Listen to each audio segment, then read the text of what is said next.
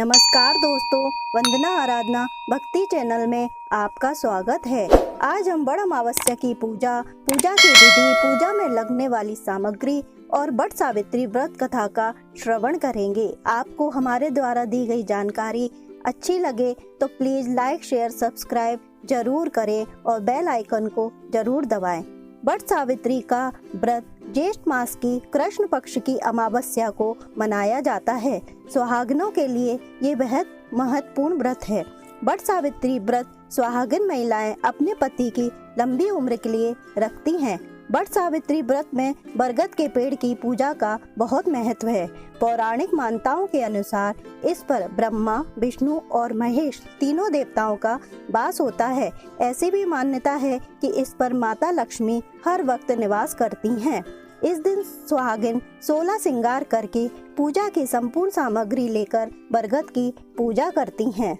व्रत वाले दिन सभी सुहागिन महिलाओं को सुबह जल्दी उठकर स्नान आदि करके नए कपड़े धारण करके 16 श्रृंगार करना चाहिए और पूजा की संपूर्ण सामग्री सजाकर बरगद की पेड़ की पूजा करनी चाहिए। बट सावित्री की पूजा बट वृक्ष के नीचे ही की जाती है। अगर पास में बट वृक्ष ना हो तो आप उसकी जगह एक डाली मंगाकर गमले में लगाकर उसकी पूजा कर सकती हैं। पूजा के लिए आपको चाहिए बट वृक्ष, भीगे चने, बांस का पंखा, बांस की टोकरी, कलावा या कच्चा सूत, मौसमी फल, आम, खरबूजा आदि, चावल, धूप बत्ती, फूल, घी का दीपक, तांबे का लोटा, सिंदूर, रोली, मिठाई, नए वस्त्र, पान, सुपारी। जो सुहागिन महिलाओं का यह पहला व्रत है उन्हें कपड़े से बने या मिट्टी से बने गुड्डे गुड़ियाओं का जोड़ा चढ़ाना चाहिए और सत्यवान और सावित्री की तस्वीर भी होनी चाहिए। पूजा के लिए बरगद के पेड़ के नीचे सत्यवान सावित्री की तस्वीर रखकर पूजा करनी चाहिए। पूजा के लिए बट वृक्ष के पेड़ पर लोटे के जल में गंगा जल मिलाकर चढ़ाना चाहिए। रोली, भीगे चने, चावल, कलावा, फूल, फल, पान, सुपारी, मिठाई, पूजा की संपूर्ण सामग्री चढ़ाएं।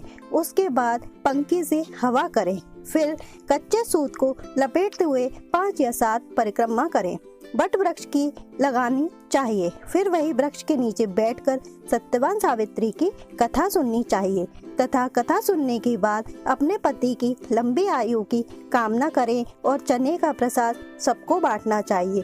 साथ ही बेसन और आटे के बने मीठे नमकीन बरगद भी सबको प्रसाद में देने चाहिए।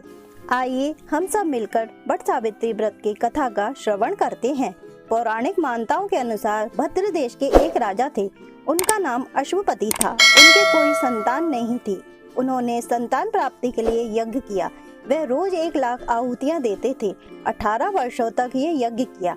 उसके बाद सावित्री देवी ने प्रकट होके प्रसन्न होकर उन्हें वरदान दिया कि राजन, तुम्हें एक तेजस्वी कन्या पैदा होगी। सावित्री देवी की कृपा से जन्मी कन्या का नाम राजा ने सावित्री ही रख दिया। कन्या बड़ी होकर काफी रूपवान और गुणवान निकली। सावित्री की विवाह के लिए योग्य वर न मिलने से राजा बहुत दुखी रहते थे। उन्होंने सावित्री से स्वयं अपना वर तलाशने के लिए कहा। सावित्री तपोवन में भटकने लगी। वहाँ साल्व देश के राजा गुमतसेन रहते थे। क्योंकि उनका राजपाट छिन गया था, उनके पुत्र सत्यवान को सावित्री ने देखा तो उन्हें अपने पति के रूप में वरण कर लिया। नारद जी को जब ये पता लगा तो वे राजा अश्वपति के पास पहुँचे और कहा, राजन, आपने ये क्या किया?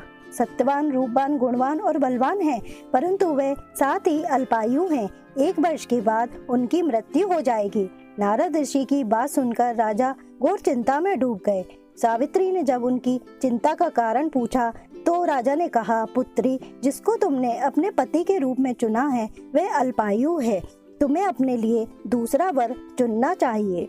इस पर सावित्री ने कहा, पिताजी, आर्य कन्याएं अपने पति का एक ही बार वरण करती हैं। सावित्री हट करने लगी और बोली, मैं सत्यवान से ही विवाह करूंगी। राजा अश्वपति ने सावित्री का विवाह सत्यवान से कर दिया।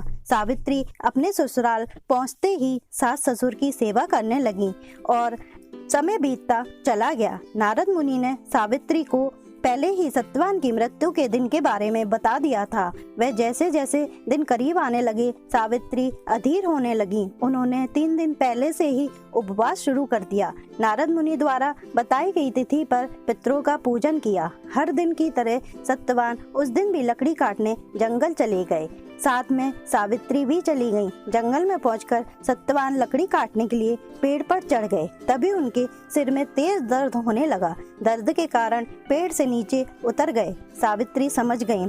सत्यवान के सिर को गोद में रखकर सावित्री सत्यवान का सिर सहलाने लगी। तभी वहां यमराज आते दिखाई दिए। यमराज अपने साथ सत्यवान की आत्मा को लेके जाने लगे। सावित्री भी अब उनके पीछे पीछे चल पड़ी। यमराज ने सावित्री को समझाने की बहुत कोशिश की, लेकिन सावित्री नहीं मानी और उनके पीछे पीछे चलने लगी। सावित्री की निष्ठा और पतिपरायणता को देखकर यमराज ने सावित्री से कहा कि हे देवी, तुम धन्य हो, तुम मुझसे कोई भी वरदान मांगो। सावित्री ने कहा, मेरे सास ससुर वनवासी और अंधे हैं, उन्हें आप दिव्य ज्योति प्रदान करें। यमराज ने कहा, ऐसा ही होगा, जाओ अब लौट जाओ। लेकिन सावित्री अपने पति सत्यवान के पीछे पीछे चलती ही रहीं। यमराज ने कहा, देवी तुम वापस जाओ।